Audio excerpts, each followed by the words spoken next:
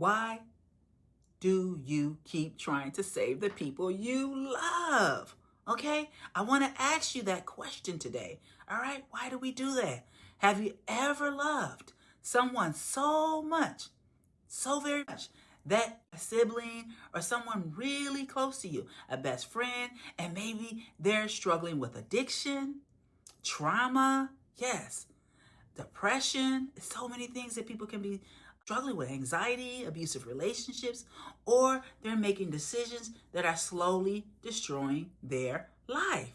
You love them so much. You pray for them. You research solutions for them. You do everything. You send them videos. You recommend therapy. You try everything for them. You explain over and over again what they need to do. You encourage them. You sacrifice. And somehow nothing changes.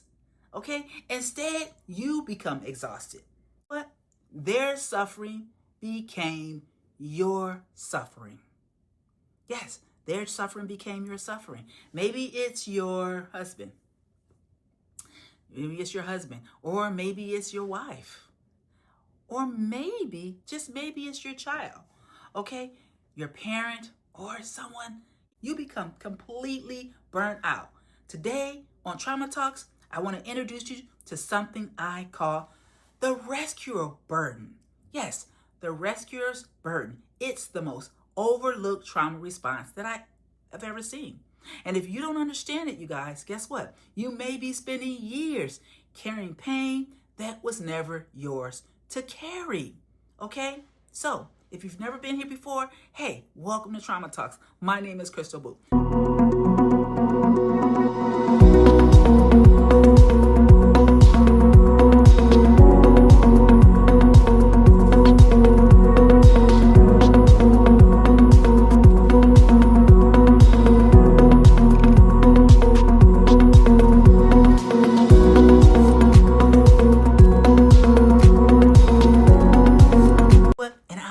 Trauma recovery coach. And I want to say something that may be difficult to hear, you guys. You cannot save someone from their suffering. No, you cannot save someone from their suffering. That doesn't mean you stop loving them. It doesn't mean you stop praying for them. Okay? It doesn't mean you stop hoping for them to be better. But what it does mean, you guys, is that healing belongs to them. Yes, and your healing belongs to you. Get that? Their healing belongs to them, and your healing belongs to you. Imagine standing on the shore, watching someone struggle in deep water. Every instinct inside of you wants to jump right in. Sometimes that's exactly what love requires. Sometimes it does. Okay, but what if every single day you keep jumping into the water? Every single day, doing the same thing over and over again for someone who refuses to swim. Yes, eventually, you guys, there would be two people drowning if you ever did that. Okay, that's what happens emotionally. Many of us jump into another person's emotional pain so often, okay, repeatedly. We forget where they end and where we began. We forget. So this is what we're talking about today on Trauma Talks, all right? I want to tell you the psychology of this. So here's what fascinated me. After years of working with trauma survivors, most rescuers are not simply compassionate. Okay, sometimes we say that. They're just compassionate. Many of them were conditioned. You get that? Conditioned. As children, they learned something really dysfunctional, actually. If everyone else is okay, I'll finally be okay. That's what they learn. That's the conditioning that they receive. Maybe one parent was explosive. Maybe another parent struggled with addiction. It doesn't matter what the trauma was. It doesn't matter what the circumstances. Maybe you became the peacemaker in that situation. Maybe you became the responsible one. Maybe you became everyone else's emotional support. Your nervous system learned something very bad there. Other people's emotions determine my safety. You see the problem? That wasn't love, you guys. That was survival, okay? So let's talk about the neuroscience behind why this happens, okay? Your brain has one primary assignment: stay alive.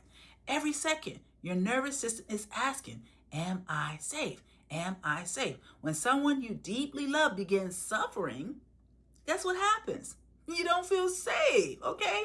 Especially if you're a child, your brain often interrupts their distress as your own threat. Yes, so you start to see their problem as your problem. Your amygdala becomes activated. Stress hormones increase. Your prefrontal cortex, the part of your brain responsible for clear thinking, becomes less effective. Yes, suddenly you feel an overwhelming urgency. Yes, an overwhelming urgency. I have to fix this. I have to fix this. I have to do something about this. Yes, this is going to be my tragedy. I can't just sit here, okay? All right, notice that. I can't just sit here, all right? Your nervous system isn't necessarily responding to their pain. Guess what it's responding to? It's responding to your experience of witnessing their pain. You get that? Witnessing it. That changes everything, you guys. You're witnessing of their pain. Yes. So self-empathy, let's talk about that. We're going to do a demonstration. This is where most people turn towards the other person. But I want to invite you to turn towards yourself when you start feeling other people suffering. Place your hand over your heart. Okay? All right? Now, this isn't in every case, but in a lot of cases when you see people are just not getting it, this is what you do. Take one slow breath. Now quietly notice, what am I feeling as I watch someone I love suffer? Notice what you're feeling at the same time. While you're noticing them, notice yourself. Now, what are they feeling? What am I feeling? Okay, you got to take into consideration both you and them. Maybe fear. Maybe you might be feeling fear. Maybe helplessness when you see them going through helplessness situations. And maybe you might be feeling guilt. Maybe you might be feeling sadness and maybe even anger. Now say to yourself, I see how much this hurts. I know you're scared. I know you're scared watching your mom hurt, watching your mom be in pain. Yes, I know you're scared. I know you want them to be okay. Yes, because maybe you feel if they're okay, I'll be okay. Thank you for loving me so deeply. You don't have to carry their healing to prove your love. You don't have to carry their healing to prove your love. I am here with you. Notice what happens in your body. Notice what happens in your nervous system when you say that, okay? Your breathing will start to slow down. Your shoulders begin to soften and your nervous system begins realizing something very important. I am safe. I am safe. The difference between compassion and control: compassion says, I'll walk beside you. Control says, guess what? I'll carry you. See the difference?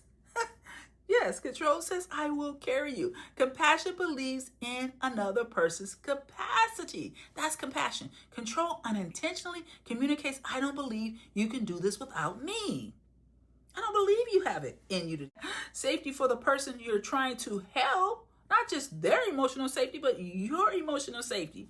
But emotional safety within, deeply within you. When you own your nervous system becomes regulated, okay? You stop reacting from fear and you begin responding from wisdom. Yes, you stop trying to rescue people. Yes, and you start becoming a safe place for people, okay? And for yourself first. And here's what I've learned after years of working with trauma. People rarely heal because someone rescued them. Keep that in mind. People rarely heal because of that. They heal because someone created enough emotional safety for them to choose healing for themselves. You have to choose it, okay? Choosing healing is very do this. That's not good. That's not love. That's fear, you guys. Fear wearing the mask of love, okay? Fear can do that sometimes, okay? So let's talk about the faith in this. One of the most beautiful things I noticed throughout the scriptures is that Jesus honored people's agency. Yes, their ability to do things on their own, to figure things out on their own. He invited them. He asked. He listened. He called people forward, and he didn't force transformation. No, he did not force that. Love invites. Control compels. There's a profound difference. Yes, we have to learn this, you guys. All right, so the deep inner soul healing model, this is one of the principles I teach in the deep inner soul healing model, you guys. This is what I teach. Healing begins with emotional safety. You get that? Not just emotional important. Healing begins with permission. Giving yourself permission to heal. Transformation requires participation, you guys. All right, so if this message spoke to you, I want you to remember one thing this week, okay? I want you to remember, you are allowed to love someone deeply, definitely. You want to love someone deeply. It's very beautiful. Without caring what belongs to them. You are allowed to pray for them without becoming responsible for their choices, okay? And you are allowed, guess what? To walk beside them without trying to become their savior. No, you can't become their savior. Sometimes the greatest act of love, you guys, is believing that the person you care about has the dignity, the agency, and the capacity to participate in their own healing, okay? All right, so, and maybe, guess what? Maybe today might just be the beautiful day. That person who needs your compassion the very most is you. That's today. It's the day for you to give yourself the compassion. That's what we teach on Deep Inner Soul Healing. So why I think this becomes very important, you guys, is because healing begins from giving yourself permission to heal. So I thank you guys, all right, for joining me on Trauma Talks, okay? And I hope to see you next time, okay? All right, bye-bye. Stop rescuing. Bye-bye.